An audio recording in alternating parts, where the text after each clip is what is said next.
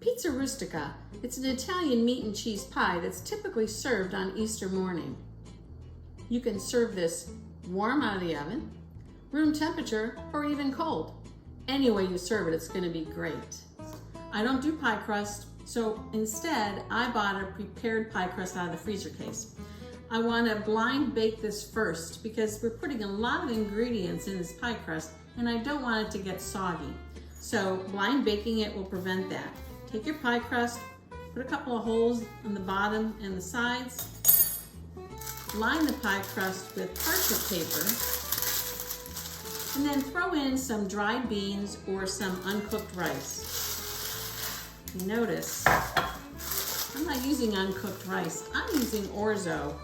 And the reason for that is I thought I might as well toast some orzo while I'm blind baking my pie crust, and then I'll use this toasted orzo in a recipe later.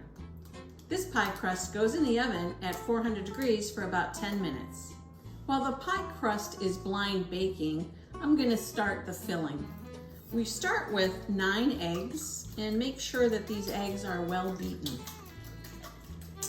To these eggs, I'm adding a 1/4 cup of diced green onions, 1/4 teaspoon of black pepper, 4 ounces of Pecorino Romano that's been grated, 4 ounces of Parmigiano Reggiano that's been grated. Give this a stir. 3 pounds of ricotta cheese. Make sure on the ricotta cheese that you put it in a colander and drain off all the liquid. We don't want this to be too runny. Make sure you thoroughly mix this. Let's add the meats and cheeses. This is a 1/4 pound of dried salami that's been cubed, 1/4 pound of pepperoni that's been diced, a 1/4 pound of ham, and then I'm adding 1 pound of Italian sausage that I've cooked and crumbled. Give that a stir. This is a lot of ingredients.